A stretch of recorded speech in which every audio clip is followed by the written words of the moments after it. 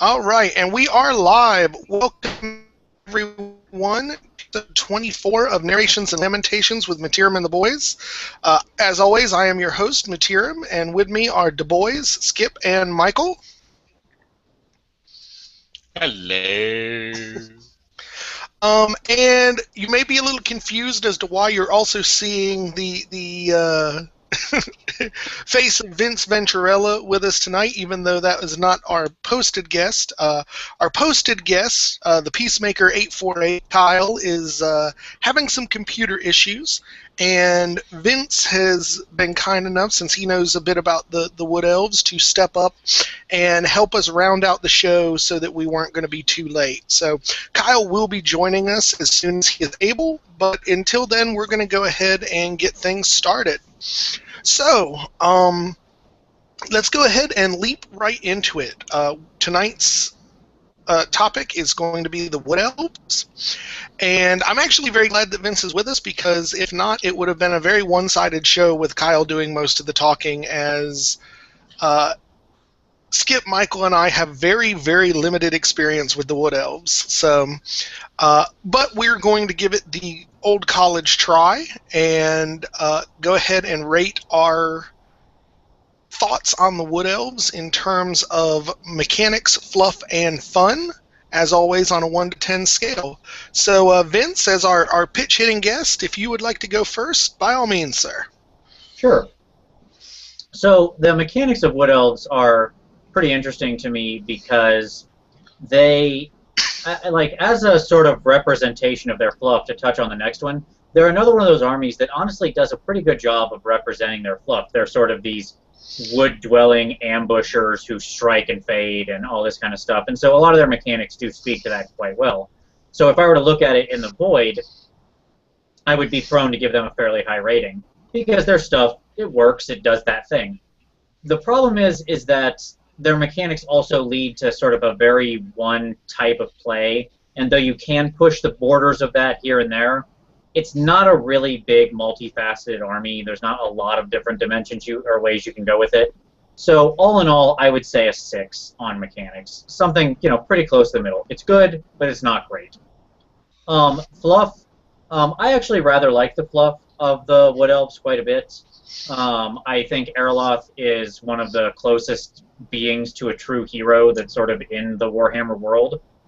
He is pure of heart and good, and he has sort of passed through this crucible to become the man that the elf that he is. And, he's relatable, he's cool. And there's just a lot of neat things. Durthu's had a cool story. Drycha the Branch Wraith, she's a nice villainous sort of character.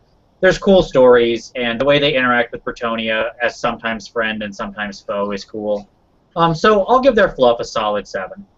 And then finally fun.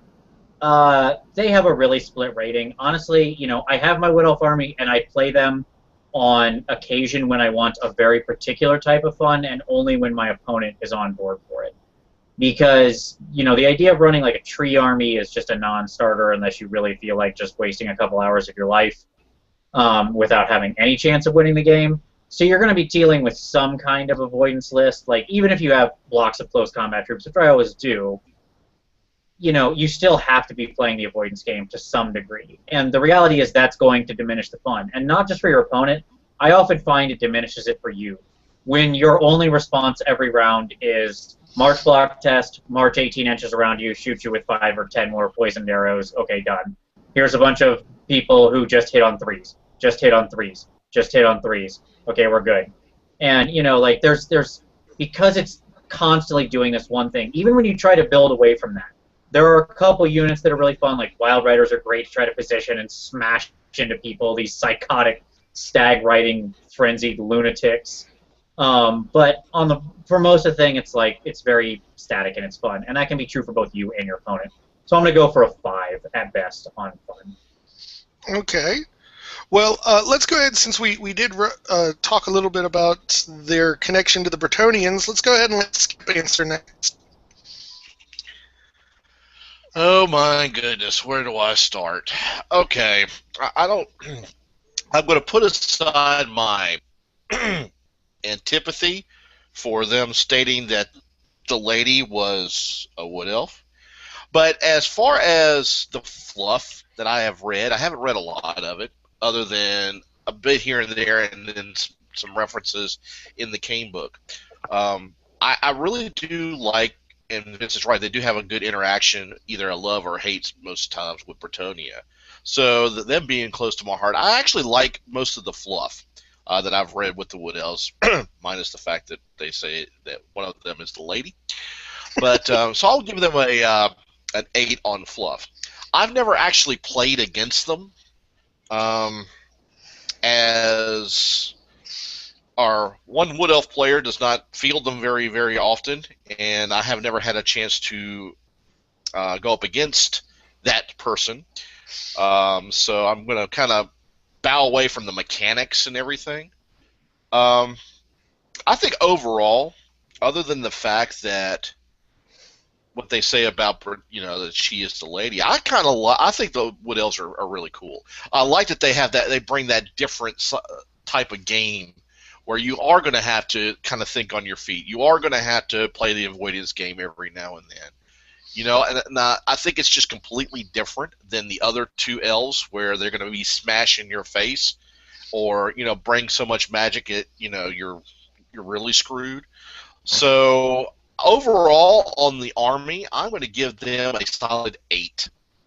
But as far as them being one of them being the lady, I'm going to give that a negative 8. All right. So, Michael, why don't you go ahead and let us know how the dwarves feel? How do dwarves feel about elves? Not good. No. But, in all seriousness, having played them, I think, played against them twice, if I remember correctly, watching their mechanics and what I've seen from YouTube battles that I've watched them play in,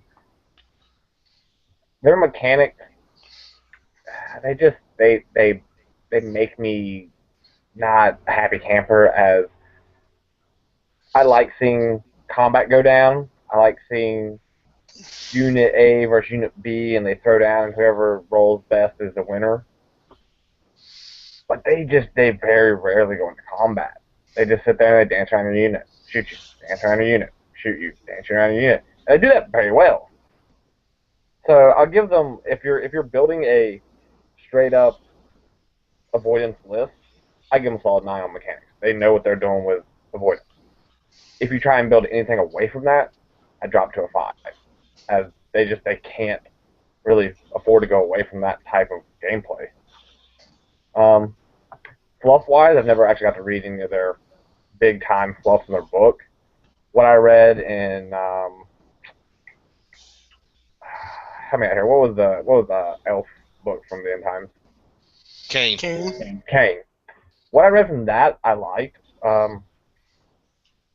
Besides the fact that Bretonia's god was a what else? Because that I'm with Skip on is just that's a bit dumb. They took the easy road there. Well, you guys know that only the elves can have good things in Warhammer. Jesus, you've Right, been playing that long. right. I mean, but as far as elves in general go, even with my stern hatred of them, the Wood Elves tend to come off a little bit more. We're not as big pricks as the rest of our race. So I'll give them fluff-wise a solid 9, because they can come across as not the biggest a-holes in the world. Fun-wise, if you are playing against an avoidance list, that's a 1. It's literally, you're not going to get into combat, and you're going to watch your opponent dance around, claim 200-300 points of your army, and that's going to be the end of it. And it gets boring after a while. Other hand, if you're a Wood Elf player and you're attempting to play a non-avoidance list, you're probably looking at a 2 or 3, because you're probably going to get wiped off the table, as they don't have the heavy stuff that High Elves and Dark Elves have that they can just throw into combat. So either way, you're either going to win and your opponent's not going to have any fun, or your opponent's going to have a lot of fun killing you and you're going to have no fun because you didn't build the right list. All right. Well, that was perfect timing because now Kyle's shown up. Um, so we'll take a little break from our ratings to introduce you, Kyle, as our second Wood Elf expert today. If you want to take a moment to introduce yourself to the folks at home.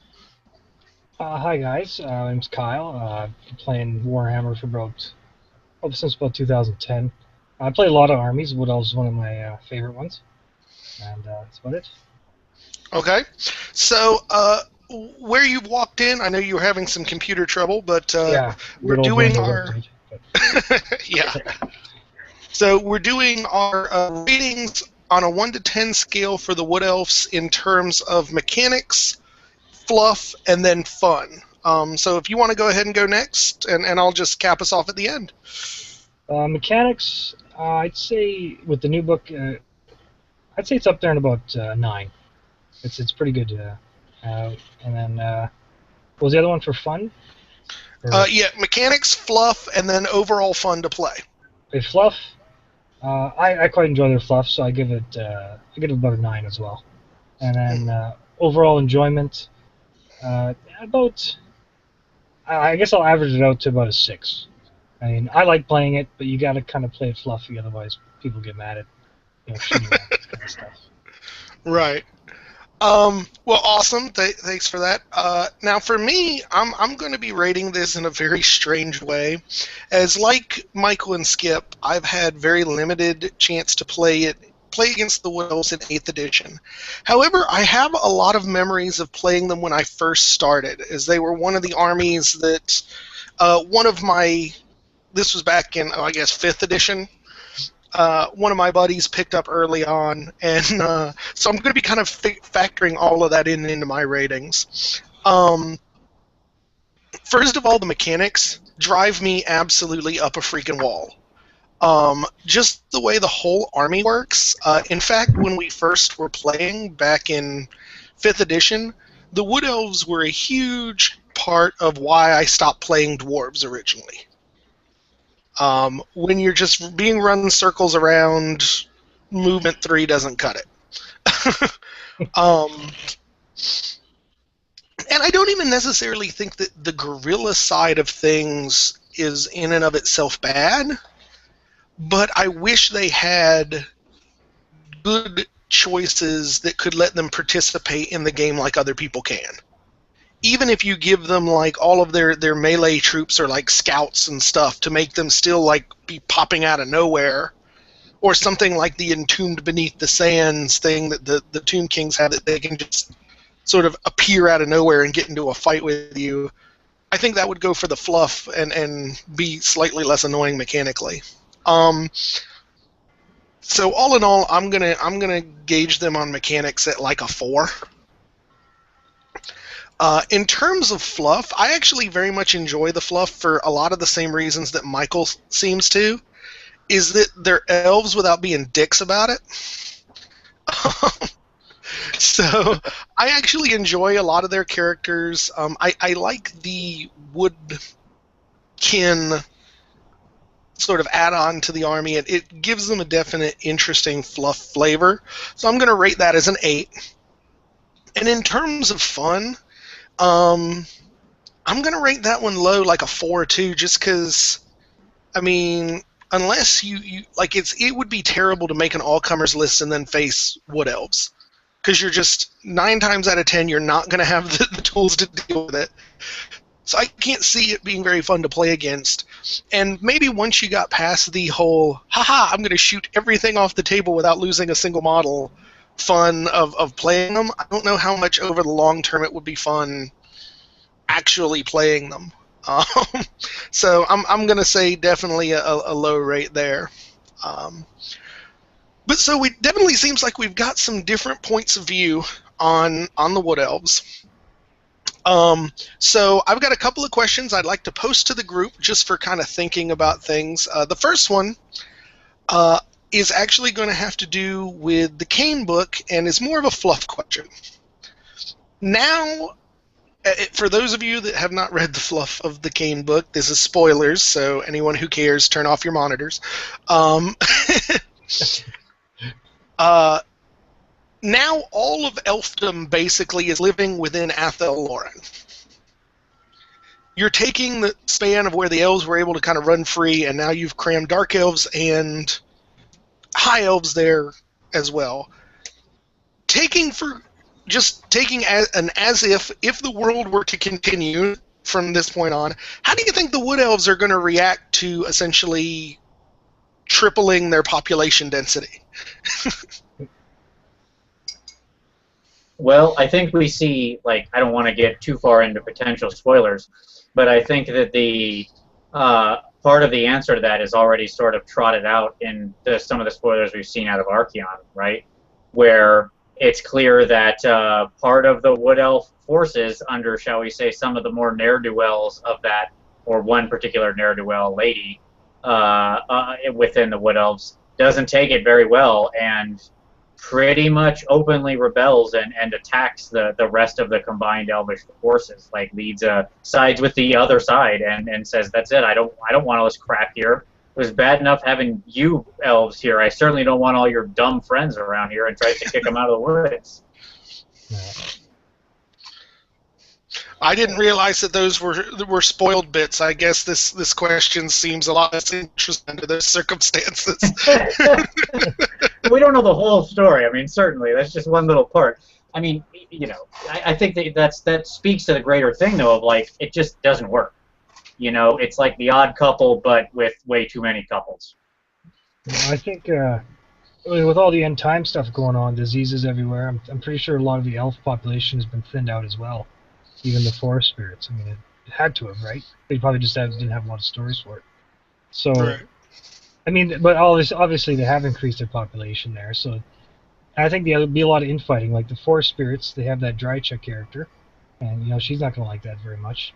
And especially even the forest spirits that are kind of the elves are okay. How they're going to react to these dark elves, killing everything and let's go hunt some deer for sport and just for blood sport, right? Kind of thing. Yeah. Is deer what we're calling Bretonians now? Peasants for people do. I don't know. Let's do a test. Someone quick shine a headlight and Skip's eyes and see if he freezes. Right. Wow. So, I guess question number 2, and this may touch a little bit into some of the questions we got, but it is commonly viewed, and perhaps rightly so, that the Wood Elves are a completely guerrilla, shoot you from afar, never engage you kind of army. What do you guys think is sort of the biggest missed opportunity utilizing the fluff that's already there? What is the biggest missed opportunity for the Wood Elves that didn't show up in their current book? I'll go first. Even the fluff is fine. It's just that they nerfed dryads into being pretty bad. I've used dryads. I've tried desperately to use my block of try to make them work, and they just die. And toughness 4 just doesn't cut it when you got nothing else to back you up. Right? I thought it was kind of cool that they're now in ranks, because you can do some stuff, but they can't enter forests. Well, they can, but they get no bonuses besides a forest strider. Everyone always says they're the forest spirits that don't want to be in forest, right? Yeah, I guess I hadn't really thought about that. I think that's the number one complaint that came out of the Wood Elf book coming out. It's wow, we got all these forest spirits who are plains spirits. So. See, it's funny, my wife is the Wood Elf player in our group, and her biggest complaint about the new book is that she basically modeled all of her dryads back when they were skirmishers, so now that they have to rank up, they don't rank up because she's got them all spread out. Yeah. My buddy I play against, because we both play Wood Elves, so we kind of alternate, or he's not a fan of Wood Elf versus Wood Elf. But yeah, his dryads were modeled like that, so it's possible to rank up. And mine, where I only built 8 before the new book. And I made them so they ranked up nicely. I just liked it that way. And so I've been modeling more since then, and I've been modeling up so they fit pretty good. But yeah, otherwise, if you do it properly, they fit on the base, no problem. Out of curiosity, that makes me curious about something. I'm going to interrupt this question to ask you. Sure. Have you done Wood Elf on Wood Elf battles, and how does that turn out? Not with the new book. I might have done it when I first started playing, like 4 years ago or something. But yeah, I can't really. It's hard to tell. It's hard to comment. I've done similar, like either my friend plays Wood Elves and I'll play Dwarfs, and if you keep doing that, you know who's armed. Both sides take a lot of ranged, and you start killing off the chaff really quick. And then when you do get the combat, it's like, okay, my block of 40 guys that are now down to 10 engage your block of 30 guys that are now down to 8, and we'll see how it goes. There's no steadfast anymore. It's just 3 hits, you're dead, run down kind of thing. Yeah, it's a lot of running around. So anybody else think that there's any big holes missing in the Wood Elves at the moment? Bring back Wood Elf chariots. Those made perfect sense running through the trees. I missed them. Like, that made total sense, of course. Yeah, that's what you do. Steer them things around. No, I mean, like, they'd have Forest Rider. It'd be chariots that could drive through trees. It'd be hilarious. No, I think that I honestly, like, everything is so close. I think that's the crime of the Wood Elf book. It's all like, almost. Like, Wildwood Rangers are almost good enough, but they're just not as good as their other great weapon people. And the Eternal Guard are like, if they could have anything but spears or whatever, like, they're just maybe slightly a point or two too expensive. Like, the Dryads need to have some kind of defense, and Treekin are, like, not quite strong enough, and just, like, everything is just like, we almost got it, we're almost real boys, but then the other elves just push them around on the playground because they laugh at them for being dumb. Of course, to a note towards balance and interest across the game, we're sitting here talking about how just absolutely crappy the Wood Elves turn out compared to everything else. I don't know about you guys, but for my Empire army, I would kill to have Eternal Guard or the Deepwood Scouts, or like, send those fuckers over to the Empire and I'll be happy. The Wood Elves can quit their bitching then. Well, sure, if Wood Elves could get some steam tanks driving around, I'm sure they'd be happy about that too, I mean, like, they'd be probably made of wood and get the flammable rule, but still. That'd be amazing. I want them to have a wooden steam tank now. Driven by Treant. With my luck, it'll end up blowing the damn thing up, even made of wood. Oh. I want that. All right, so I actually think one of the things that I kind of missed that I remember vividly when I was originally playing, and you just don't see them anymore, is the Hawk Riders. Mm-hmm. I mean, that's just like a cool. I mean, other than the Lizardmen and their Pterodon Riders, there's not anything that like that kind of thing for any other army. So I thought like the Hawk Riders was kind of a cool, unique bit for the Wood Elves, and it's a shame to basically see that they're terrible. Yeah, I got 4 of them, and they don't, unless you're hitting war machines, they almost don't kill anything else. And I got an interesting story about the Warhawk Riders. You know when Games Workshop's released Finecast, right? Like, all the metal stuff is going to Finecast. They're doing these characters, and everyone's getting all hyped and excited. I'm like, all right, where's the Great Eagle? Where's the Warhawk Riders? Nothing. They stayed metal, and they never made them into Finecast. And it's like, because you try to glue those things together, and unless you get the right glue, maybe you do some pinning, the wings fall off, and a flying metal bird just breaks those stands. So unless you make a pretty cool base, scenic base, you're kind of just moving square bases around the table and moving the model next to it. Yeah, that's why I told Michael. I know it's not the same model, but he's got the High Elves and wants some of the Eagles. It's like, you just get a little toy eagle for like $5. It's basically the same scale. You put a freaking elf on the back of it, and boom, you're done. And they're way lighter than anything GW's putting out. That being said, those Hobbit Great Eagles, if you pick those up, I do highly. I mean, they're a little on the pricey side for what you're getting, but they are absolutely beautiful sculpts, and they are plastic. I might have Aren't to they look 'em. I like really? Eagles. Aren't they really big though? Like I heard somebody say that they're just. I mean, they're huge compared to what the Warhammer ones are. Yeah, I mean, like, okay, if this is to be, get it here, if this is to be a phoenix, like a frost phoenix, if you can picture how big that is, just imagine this is a frost phoenix. Hmm. That's the hawk, or that's the eagle.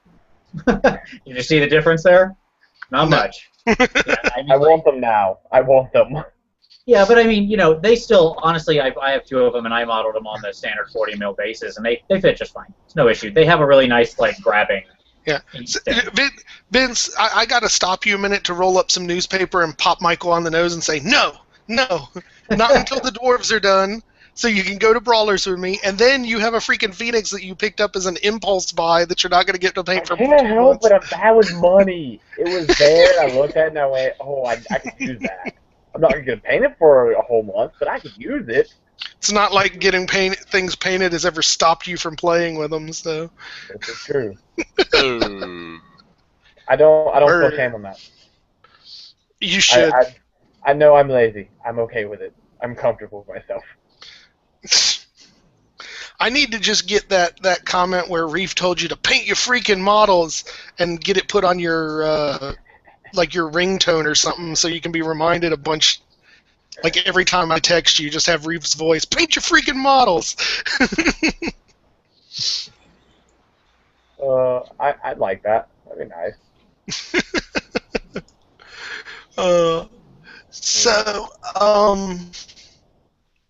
Okay, hold on. We're getting comments and like YouTube is flipping out and not wanting to show them. A good old technical difficulties again. Yeah, you gotta love that. Yes, I do hate those metal eagles. I hate all metal figs now because, yes, they require this. This is the only answer to metal figs, right? Like, this is how you make them work. Glue, and that does not work. Drills do. So that's what I'm afraid. I just got a delivery from Reaper today of some basilisks I'm going to use for my salamanders, for my lizardmen. I'm just hoping and praying they're already in one piece. I don't want to learn how to freaking pin anything while I'm trying to learn all this other crap about basing. And I thought maybe you got some Bones 2 stuff. I heard that was shipping out. No, this is like I hate the salamander. Like it looks dumb. So I went hunting for other lizardy-like things. But it's like, I could imagine...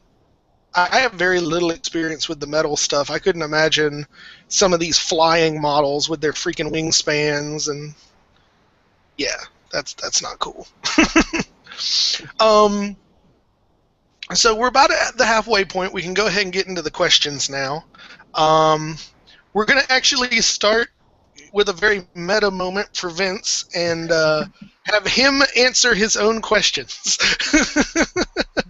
All as I have foreseen. Right. So, question 1. The Wood Elves have earned the lucky position of last of the books of 8th edition, most likely. What's everyone's favorite change in the book, and what everyone's least favorite change? And since they're your questions, Vince, I'm going to let Kyle answer this one first. I really like the magic arrows. It sets the army apart from everything else in Warhammer Fantasy, and it gives the actual elves a fantasy feel. Like they're a little different than all the archers out there. They're different than high elf archers. That's what I'm going to say is my favorite part of the new book that I feel.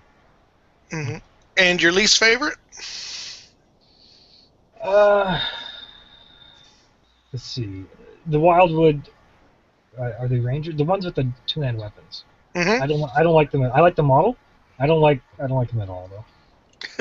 I think they're kind of silly.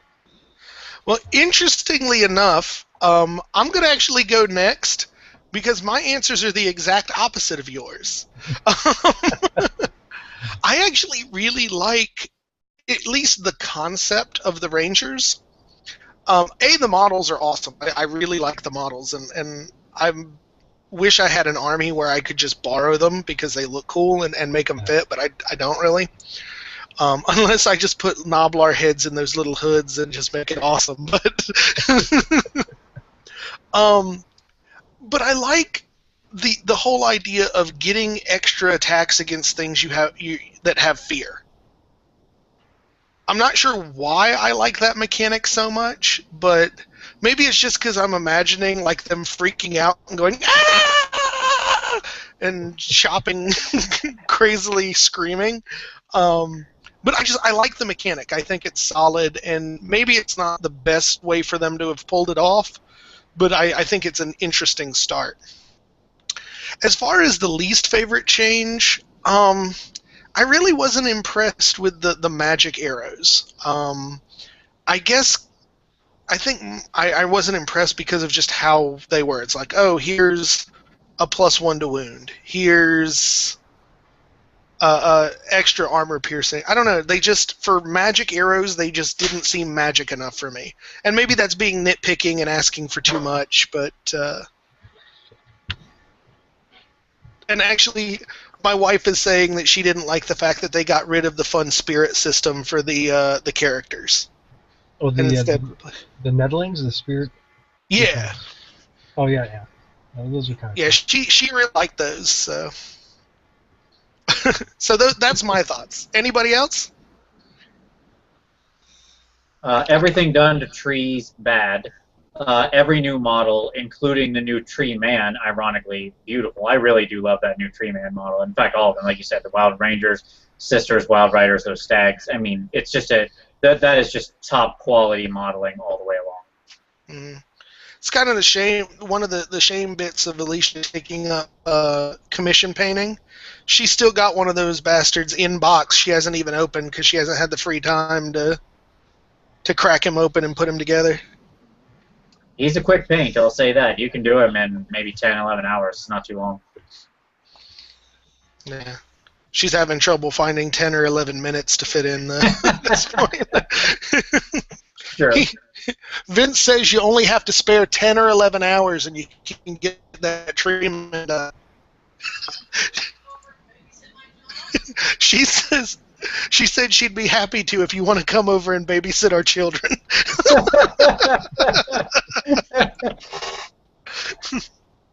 So, I'll nominate a proxy and Skip. Go ahead. You handle it, Skip. Or Bretonia. His ward save doesn't include my kids, so no. So what about you guys? Michael, Skip, any thoughts on this one? I'm kind of went. Go ahead, Skip. No, I was about to say I like the variety of arrows that you can choose from. It's very elfy, for lack of a better term. The more I've kind of read on the Wood Elves, I kind of wish I would have gotten them instead of the Dark Elves. I just think that they are more of what I think is a Dark Elf or a High Elf. All right, hold on. I got to call you out on that one. So you're telling me that the High or the Dark Elves are too finicky, soft, and unforgiving to play, but you're all on board for the Wood Elves? No, I'm not. I'm saying that I'm basing it on the fluff, not how I would play it. I'd stuck up the whole world with it, but I'm just saying it has that. I don't know if anybody else has picked up on it, and I know that Josh and Michael has. I tend to pick armies that are sucky. Bretonia, Tomb Kings. Okay, so it would fit right into the way I look at things. So Okay. I just think they're pretty neat. So when they combine the armies and that there's one force of nothing but peasants and noblars, you're all over, right? Oh yeah. I'd play that army. Throw in some snotlings, and we're good to go. Sad to say, I probably would play that army too. Just be giant, like on a normal setup, you would take the entire side of the table. It would just literally be like a sea of flesh moving toward your enemy. Push it forward. Of course, from the last rumors I've heard, it may be that the ogres are getting combined with the orcs and goblins, so I'll be able to do at least half of that. Maybe we'll play Triumph and Treachery, and I'll take peasants for mercenaries, and that'll be it. Just There you go. Hack all day, you're not getting through it. Right. All right. So question number 2. Erloth. Oh wait, I'm sorry, Michael. Did you have something to say about this one? I Oh skipped. no, I was just agreeing with Vince on the Sorry. fact that they made trees just god awful. But the models look fantastic. I love the models. I wish I had things I could use models for. I'd proxy them in like crazy. Put him in his terrain. Yeah, I, that'll be amazing. I will This is say my that the Treekin aren't they're not too bad because they did make them cheaper, whereas before they were kind of expensive. So when you lost them, it was a big hit, and now they're a little more expendable. So gives a little bit of playability there. They missed a big opportunity with the tree man. Yeah, I kind of agree. All right, so question number 2. Erloth seems to be playing a major role in the end times. It seems he was taken to a quote-unquote non-spoiled world that is protected from chaos. What is the prediction for how it turns out and what it bodes for the future?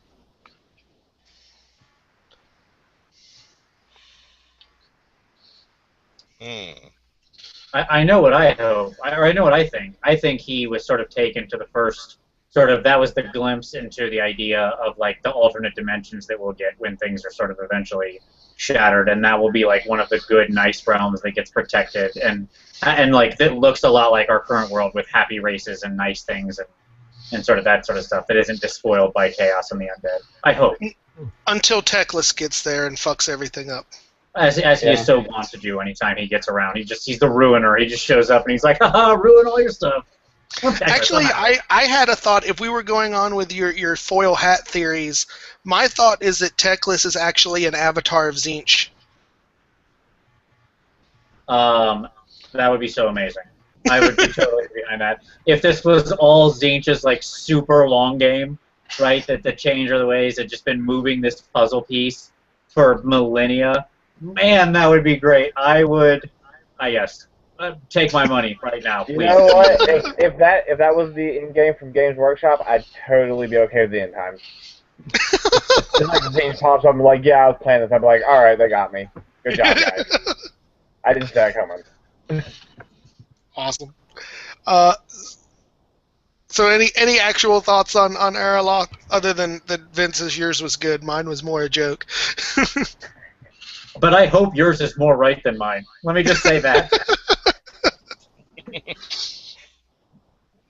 Yeah. I don't. So here's let's get into digging into this little world bubble here a little bit more because. Yes, it's supposed to be like hey, all the elves this is a place for the elves to go in and be happy.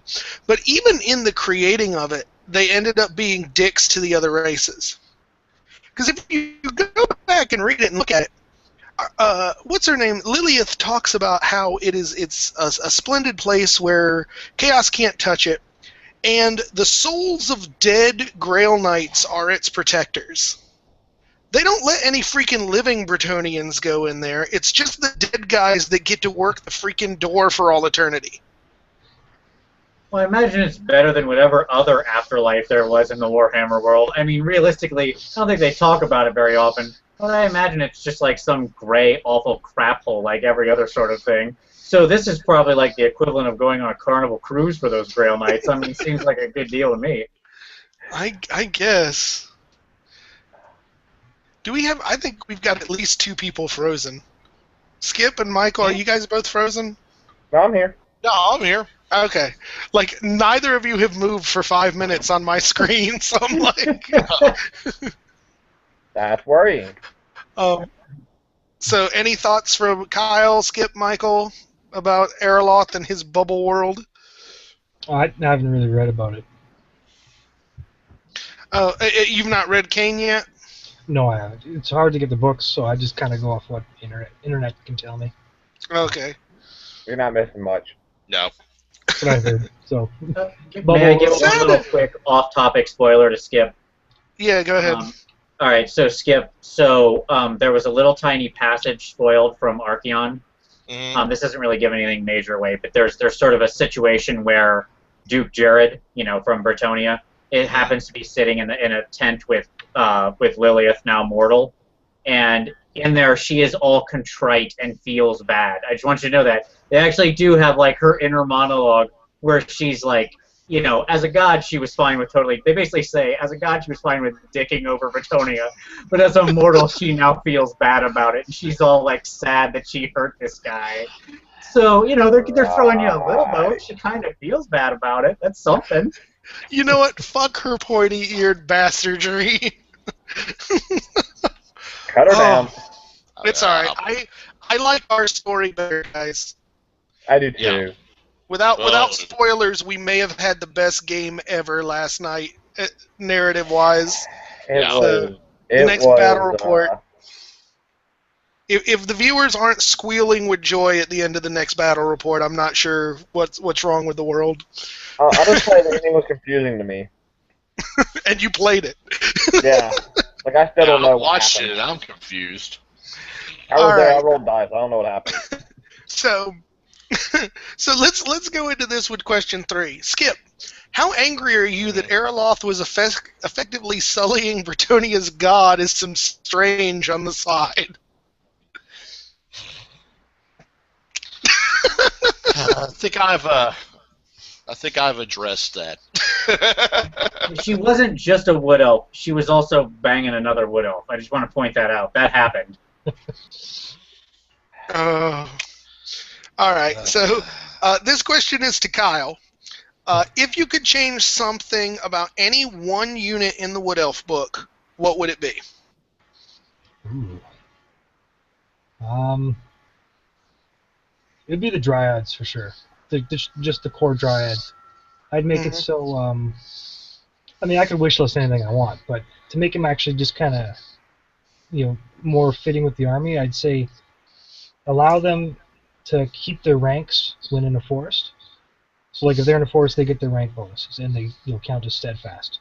Whereas, say, opponents in the same forest, they wouldn't, they'd be subject to the normal rules as well. I think that'd be pretty cool. They give them a roll and be like, get out of our forest. We don't budge when we're in it, and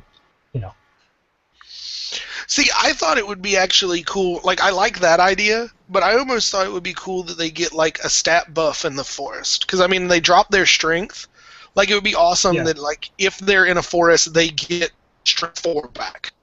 Yeah, like, at the very minimum, I'd say, like, that one thing I said, get the rank bonus. But, yeah, I dropped the points, too, because right now they're not worth 11 points. But, yeah, get other kind of bonuses in the forest would be cool, too. But you can't, if you make it too big of a bonus, and then no one's going to be stupid enough to ever touch them while they're there. Right? You got to have a little bit, so that maybe your opponent's thinking, oh yeah, I can take him in the forest. Maybe if I get a little buff off, or maybe I get a flank charge, right? But if they're like, oh no, they're super gods when there's a tree around, everyone's gonna tiptoe around them. Well, maybe you could even do it with, like, almost like the chaos marks for them. You have, like, winter dryads that get 1 bonus in the forest. Spring dryads get another one. Then it could give some variation into the tree spirit only lists. I like that a lot. I would either give them that or a quick to fire, like strength 2 attack as they throw apples at people to try to come into that. I like that idea better now. Yeah. Or they get a reroll to wound in a forest. That would be good. That'd be pretty balanced too. Yeah. They still should get a ward in a forest for people trying to hack down other trees. There's a bunch of trees surrounding you. What are you going to do? Just a confusion ward. Yeah. I don't know what I'm swinging at. I'm just swinging at something. Nice. Okay. That brings up a point. How come if a wood elf is the Lady of the Lake and she confers a ward save on the Bretonia, why wouldn't she do it for her own people? I got an answer for that. It's because the humans are hot. She's got a thing for humans. Then why is she nailing an elf? She's got to do her part for the elven race. No, yeah? No. My argument for this is that she is actually just like GW. She has such the hots for elves. She doesn't think they need any more help, but she takes pity on the poor human bastards. Where's the pity on the dwarves? No one has pity for dwarves. No. That's right. I'll figure that. One But stronghold left. no, it's a valid question, but then again, I think that's just one of the gods are inscrutable, don't question them kind of thing. It's like, as a side note, since we've been discussing the gods having sex with mortals, is it just me, or would that be the worst performance problem in the world? Knowing that you're doing a god? I mean, how the hell do you live up to that? Well, it depends. If it's an elven god, it's going to be over pretty quick because they always strike first. Ba-dum-ching. Whoa! Zing, Bazinga! Awesome.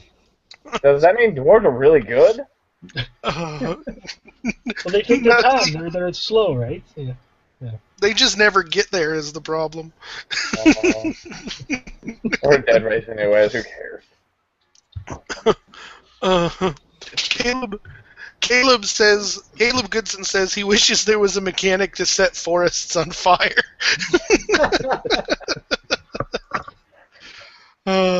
That's funny. That is actually okay. We're going to get totally sidetracked in this. That is actually something I would like to see in the game more. Is an ability for the stuff in the game to affect the terrain. I mean, I know, Vince, you were playing back when the elves had that high magic spell that lets you basically drag hills across the table and, like, run people over with them, which was super fun, by the way. Yep. But, like, other than, what is it, the one Skaven spell that lets you destroy buildings, Mm-hmm. there's really just no way to interact in any valid way with the terrain other than just, oh, I'm not stubborn, or, oh, I can't march through that.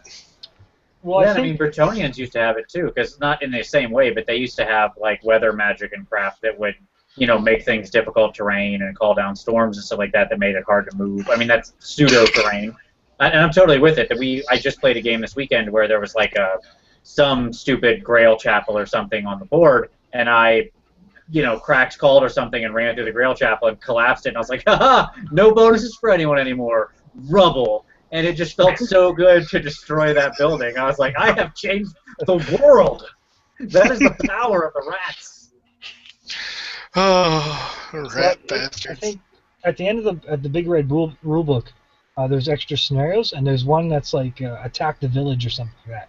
And they put up like 3 watchtowers and some buildings, and they got building rules where you can destroy them. That's kind of neat. It's worth checking out. Yeah.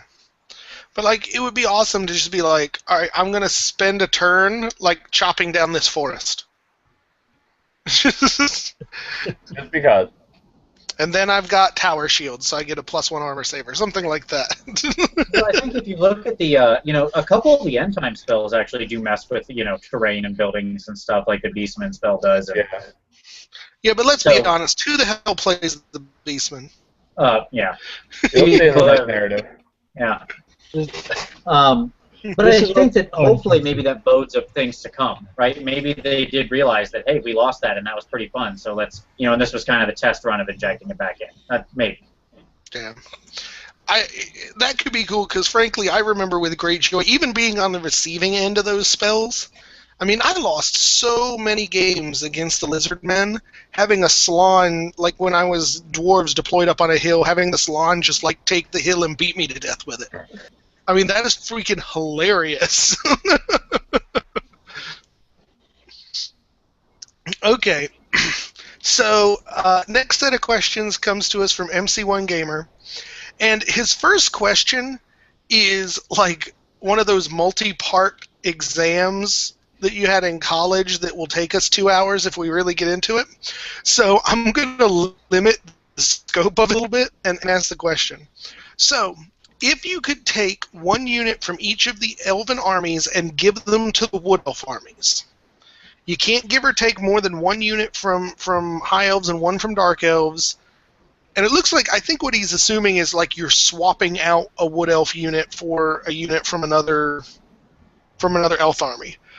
Tell us which one you would choose, how you think it would change the army for the better, and what you think the general implications of that would be. Okay. So I have to take out 1 wood elf and then add Yeah, you take out one Wood Elf unit, but the trick is that they can't be from a different group. So if you take out a core unit, you have to pick a core unit from the army you're switching with, if special to special and rare to rare, etc. Right. Well, I'd take out the Wildwood Rangers because I don't like them, and then I'd probably swap in Phoenix Guard, just because I love Phoenix Guard. That 4+ ward is just gravy. I love that. So I get 2 choices, all right? Yeah, you get one from Dark Elves and one from High Elves. Ooh. I'm thinking Cold One Chariot. It's because I like those chariots. So what would you give up? That's a toughie. Maybe because it's in special. So maybe Sisters of the Thorn. I know that's a really good choice, but yeah, I'd take a Cold One Chariot over that. Really? Wow, that was an unexpected swap. Yeah. What about you, Vince? You'll have to excuse my knowledge if I get something wrong in the other High Elf or Dark Elf book, as I don't remember all their stuff as quite as well. So correct me if I say something out of place. But easy enough. We'll get rid of the Eternal Guard, since I don't think they have a purpose in life. I wish they did, but they don't. And we'll just go ahead and replace them with Witch Elves. So that's a nice core for core swap. Because that's even. Yeah, absolutely. I mean, I think those are completely equivalent choices, right? I mean, they're costed roughly the same. They're clearly just as good. That was better than mine. I was going to switch the Dryads for the Witch Elves. So. Nice. Just because if I'm going to have infantry, I'd rather have psychotic infantry that runs forward and tries to murderize people rather than just dudes who stand there stoically. And let's see, what would I take from the High Elf army? I really want to say pass on this because I hate High Elves and want nothing from their filthy army. But if I have to, if some part of their awful force is foisted upon me, then honestly I would do a character level swap to be able to take a character on a Phoenix. Does that make sense? Like the way that High Elves can take their Anointed on like a Fire Phoenix or whatever. Right. Lose whatever is appropriate in one of my worthless lords and bring in the ability to take a Fire Phoenix. That makes sense. For me, like I said, I would switch the Dryads for the Witch Elves because, you know what, if I have the opportunity, why the hell not? But the other thing I would do, since I'm hating on all the trees, I'd get rid of the tree kin and just switch them for White Lions. I mean, again, it's a why not sort of thing. The tree kin are just, you're never going to do as much as a unit of White Lions could, so you might as well just do that. With the Eternity King army, you can do that. Hey, all right. Speaking of which, have you seen Skaven and AZ's couple of videos going against Malekith? Yeah, it's pretty funny. Talk about BS. Of course, I was also under the assumption that just because you're ethereal doesn't let you pass through units. But I don't know if you got that right or not. It was hard to follow. The thing that I was suspect about was how the units were turning. Like, they were just kind of spinning on the spot. And I don't remember if Malekith's ability lets them, like, just spin, change facing. He might have been paying the wheel. I don't know. It was hard to see from the video. I think Ethereal can, because Hex Wraiths for vampire counts. No, well, they have a special role. Yeah, they've got the Soul Strider ability that specifically says that they get to move through units. I don't think... Because I think all Ethereal does is it says that you treat terrain as if it's not there. Oh. Yeah, there's also some, like, I spent a lot of time today at work watching battle reports, and I had a list of, like, rules that people mentioned in their battle reports I had to go check to make sure we're not doing them wrong, and I left the list at work, so... It was apparently, like, when multi-units, like, break, you don't pay attention to your own units when they pursue, so your units aren't going to block each other. That's what Lord T said. I was like, that sounds weird, but incredibly abusable, and I have to go check it out. Yeah. Okay, so, number 2 question. from Mitch. Wood Elves are one of the armies most hated for not being fun to play against. Most of us have expressed serious opinions as to why I don't enjoy playing against one army or another, and it usually requires usually a mechanic that requires addressing to overcome. Gun lines, war machines, ethereal, overpowered magic banners, ethereals. What is it you would like to see altered in the Wood Elf army that you think would preserve its feel and fluff and maintain a competitive level of play, but allow for others to enjoy playing against them at the same time? I think if you give them a viable outside of shooting, a hand-to-hand combat unit or two, Yeah. or a combination thereof. Maybe they could shoot and then they drop their bows, pull out a great sword or something like that, and be able to actually defend the forest if it's if you're rushed. The main problem with that though, Skip, is by giving it the choice of the same unit. It's always going to be better to shoot. Because when you're shooting, you're not risking any of your own dudes, you're just killing your enemies. So it's always going to... I see what your point is, but if, let's say, for example, you're being charged by ogres, and you do a stand and shoot, you're maybe going to get one, maybe two, but they're going to get to you. So you're going to have to be able to defend yourself other than having a bow. So if they did something to that degree, I think it would be a more viable army to play against where you have that option. So what about one of you guys who plays the Wood Elves? What do you think about that thought? Giving them extra combat ability in addition to their shooting. I think they tried to do that with they get to reroll wounds and reroll the ones in forests, and to give them the always strike first. But when you start playing it out and you play a bunch of games, you're like, well, it's just not enough, right? Mm-hmm. And again, they missed the boat with the Dryads. Like, that's a core choice melee, totally melee unit, and they don't perform as well as they could. If those were good enough, then you wouldn't be scared of melee. You'd be able to, you have a unit that holds, does a little damage, right? Now, what would be kind of an interesting thing to do with the Dryads, and this is another just strange thing. Unit of Dryads gets wiped out or run down. Pick up the unit and place down a forest. Yeah, I think that's a cool idea, and that's exactly the kind of stuff, honestly, that I think would make those different armies more compelling. Like, I honestly don't care to see their stats go back up, despite what I said earlier. Like, they need about 2 honestly competitive combat units, but I'd love to see them be competitive in an unusual way. Wood Elves are supposed to be unusual. Instead of just like upping their stats, I almost feel like the army is suffering under the weight of like ASF and its weird wood rules and the fact it's so shooting. There's just no room left. They couldn't give them these viable combat units, otherwise it would play in every pool, is how they felt. So I feel like ASF is a detriment to the army because it actually costed them out of having effective melee combat, because they had to sort of take into the grand balance into the equation.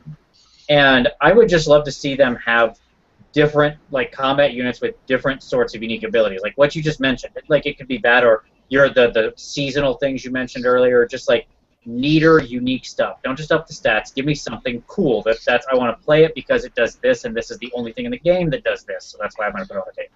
All right, so if anyone from GW is listening, apparently Vince says that you guys need to hire me, and you can get in touch with me at my email address. I've said it before. I'll say it again. Yes, absolutely. All they should have done is take what they did with the Witch Elves, put them in the abilities of the Dryads, but just say, okay, if it comes with a poison thicket or something, they come charging out of that, they're going to have poison attacks. They're going to be insane because they want to protect that forest. If they gave them almost the same abilities as a Witch Elf unit, I think that would go a far way to solve that problem. Yeah, I mean, I can. I can see that, though. That sounds too crazy to be a core unit. It's not like we've seen that kind of madness before, right? Mm-hmm. We've seen the Elves all year. Well, then the problem is Dryads will also be 10 for $65. So, that's really a challenge as well. Yeah. Yeah, but at least with dryads, if you really got too annoyed with that, you could just go outside with some pruning shears and have yourself 50 of them in short That's a good order. point. Oh, that'd be So, awesome. speaking of which, since we've been dumping on the dryads, let's go to question 3. A first spirit army, while somewhat possible with the recent book, is not competitive. A lot of players might play this army, and it would be more than just another avoidance army list if it were more competitive. What 1 or 2 things might be changed to 1 or 2 unit stats or abilities that would not only make it fun to play, but make it competitive? Yeah, I think we did this one already. So, we'll go ahead and jump to John Tailby's question. Why don't treekin work in the army, and what is the comparison of them with a unit of ogres? Ogres win. You say why don't they work, or why? Yeah, why don't they work? Because they don't have much of a home. They're the most successful of the 3 tree peoples, I would say. Like they're not cannonball catchers. Like a tree man is going to get shot down, and they're not worthless dryads. So they have more of a home than the other 2, but they're really like maybe a 4-pack flanking unit that's going to try to get in the way of something, and they're a little expensive for that. What is the point value on them in the new book? I think it's 45. Yeah, sounds right. Yeah, yeah, because they used to be like 65 or something. Yeah, but even with that, they're still freaking 25% more expensive than an ogre. Well, yeah, I mean, ogres are special priced for the whole army, right? Like, well, they're more expensive than minotaurs. Well, minotaurs are 50, 58. No, they're 30. They're I know once you add weapons, they're a bit more. Yeah, they are. It's Been a while since it's 30s on them. Yeah, minotaurs are comparable to ogres, aren't they? Yeah, in terms of point value? I think they're like a point 2 or 3 higher than than ogres, but beyond that, they're pretty much the same thing. I mean, look, treekin are like 5 points cheaper than Ushabti. How often do you see Ushabti on the table? You know, I mean, like.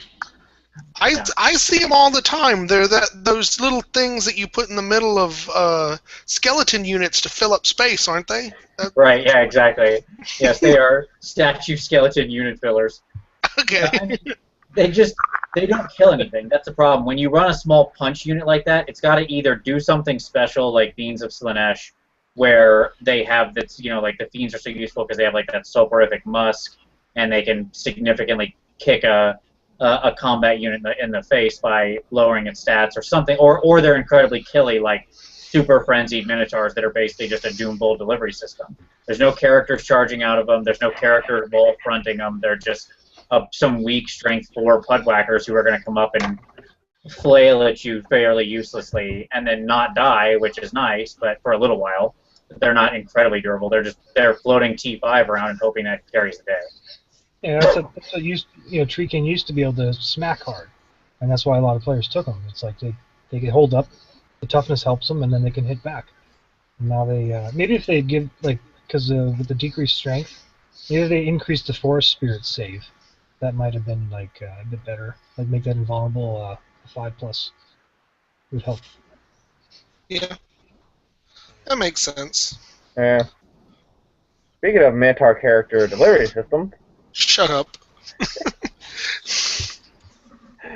So the next set of questions are actually from Mark CT. Unfortunately, it looks like we've answered 2 out of 3 of them already. But the question he did ask that I do want to put before the panel is, what models do you guys like in the army? Which ones do you dislike?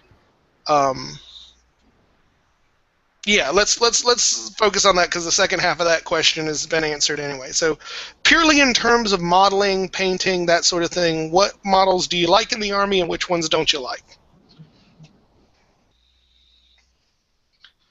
There isn't much I don't like. The army is absolutely stunning and beautiful, and the modeling opportunities with it to do seasonal armies and stuff are amazing. Only the few old, outdated ones I think are ugly. The new Tree Man, beautiful. Sisters and Wild Riders, amazing. The Eternal Guard and Wildwood Rangers, fantastic. Even the old Glade Guard set, they look so great. They're so dynamic. Their capes are like going around them and stuff. Those guys look fantastic.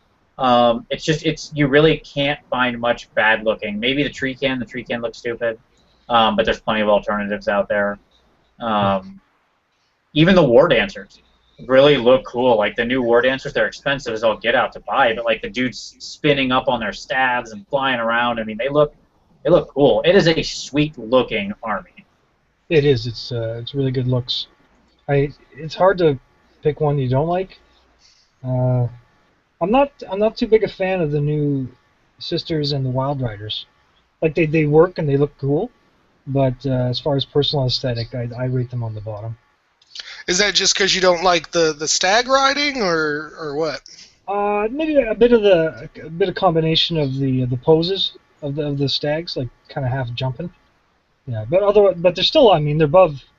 They're not like, oh, I hate them. I'll never buy them, right? But Right. they're on the bottom of the list in terms of the armor. I have to actually say, I think I agree with Vince. Most of them are beautiful. I just don't like that the Eternal Guard caught the penis helmet disease from the High Elves. Who knows? That was enough for my wife to start a cursing fit in the other room when I mentioned that, to give you an idea of how much she dislikes the penis helmets. Yeah, I like the old helmets a lot better. You know, kind of like a metal helmet with some leaves on it. That was pretty cool. Now, the bright side is, since that comes in the box set with the Wildwood Rangers, the heads are honestly completely separate. So you could just model your Eternal Guard with your Wildwood Ranger heads, which are those cool ninja mask type of things, and so you wouldn't even have to use the penis heads. Yeah. I don't know if she knew that. I'll have to tell her that. Yeah, you get like more than 2 full sets of heads. Like if you're interested in doing some basing in other armies with dead elf heads, that's a great set to pick up because you're going to get a lot of extra elf heads. Hmm. I found they did that with my Saurus too. There's just like 9 extra Saurus heads in, Oh yeah, in you get a a bunch of 16-man them. box. It's like, why? Couldn't you have cut down on the heads and given me 4 more bodies and make it a 20-man box? Yeah, I think like with the Kane stuff where you can combine all the elf armies, I think you can. I've seen a few conversions coming out, and people are making wood elf armies with really cool conversions from the other armies, like Phoenix Guard with hooded helmets instead of the elven helmets. And those look really wood elfish, and you can mix a lot of bits in there and make a really cool themed wood elf army. I've been tempted to take a lot of these extra heads and make the laziest Warlord of Khorne ever. Instead of the piles of skulls, just have the piles of actual heads that he's sitting on or something. Just too lazy to boil them and get the skin off. I mean, they'll get there eventually. He's Right. like the Lord of Procrastination and Blood. The pile of skulls has to start somewhere, and it starts with the Right. skin on them, right? I just don't know that I'm that good enough to like paint the rust on all of the bits. And all right, guys. Well, let me check our comments because I think that is the end of our viewer questions for tonight.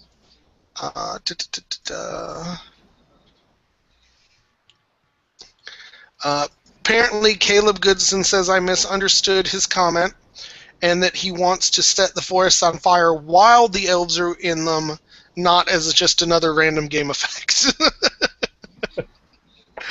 I'm a fan of the dwarves. I can't disagree with that.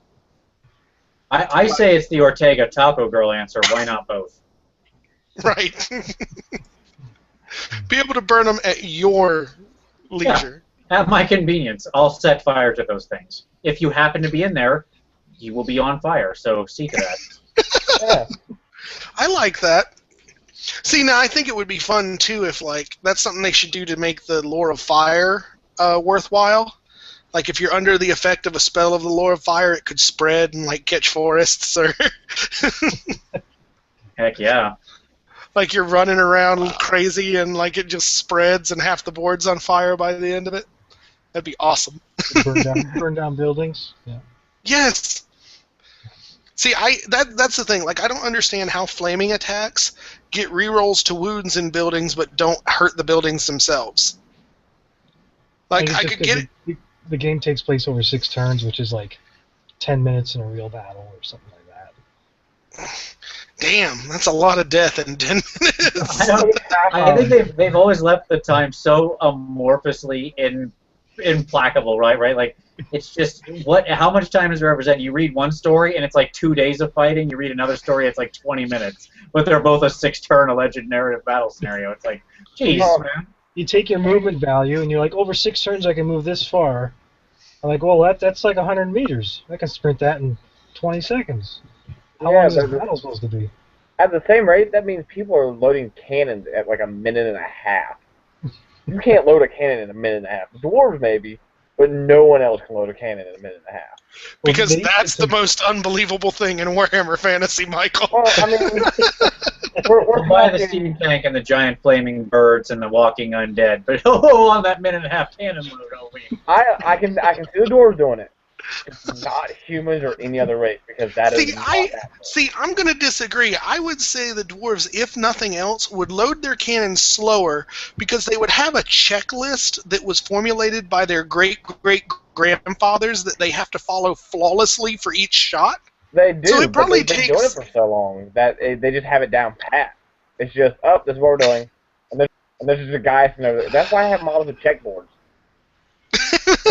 And it's like, yep, we're gonna fire. Well, I have a rule about dwarves, and for every organ gun you take, the fun of the army decreases 50%. So if you take 2 organ guns, 100% of the fun is taken away. Well, hey, in Michael's defense, he usually doesn't bring the organ gun. He's only even buying one now because we're going to an uncomp tournament, and I noticed that from watching you guys. Yeah.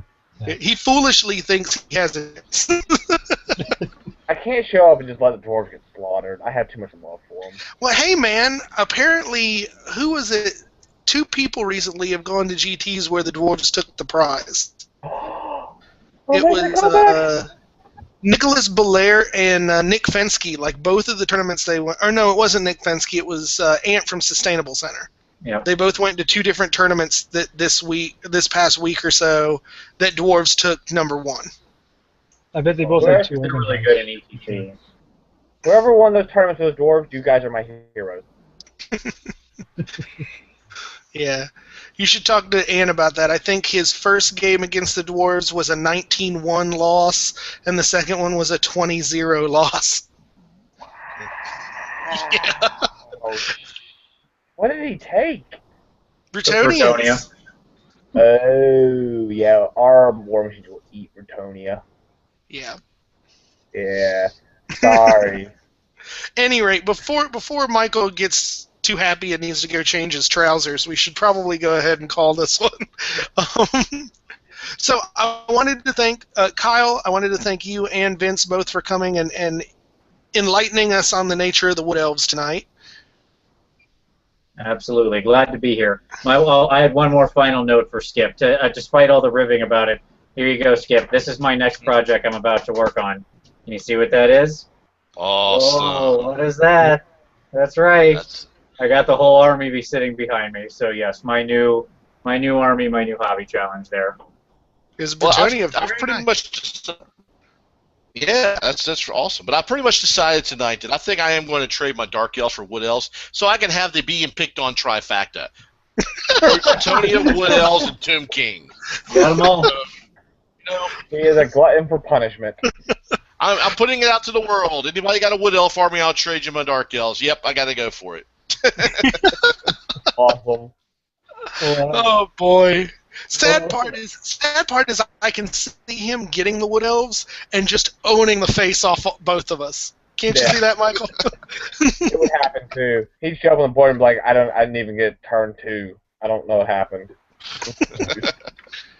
Well, thanks for having me on the show. I'm actually a big fan of your guys' channel, and I like the way you guys focus on the fluff and stuff. No, Well, good awesome. change, Steve. Speaking of which, if we can't find folks to come do the other armies, next week we're planning on having the show be about our new campaign that we're going to be starting once the current one closes down.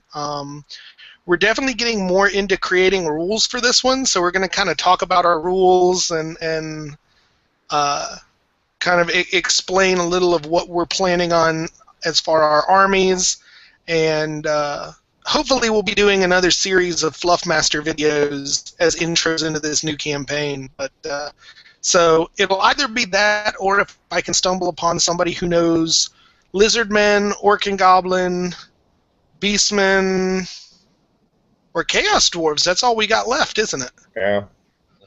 So yeah, if anybody out there is listening and you know one of those 4 armies and you'd like to come and be on the show with us, and you can do it on a Wednesday night at 9 p.m. Eastern, give me a call, send me a message, whatever you got to do, because we do want to finish this up. But otherwise, we're going to be talking about sort of the design of our new campaign and thoughts on it from there on. So it should be a good show. But again, thank you guys for being on. Thank you guys for watching. I know we've been sort of on a strange roller coaster of viewership during this thing. It's been shooting up and then, like, no one's watching, and then shooting up and no one's watching. Hopefully we haven't been that boring where everyone is changing the channel simultaneously. But awesome, guys. We will catch you next week at the same time. So thanks for watching, everybody. Bye.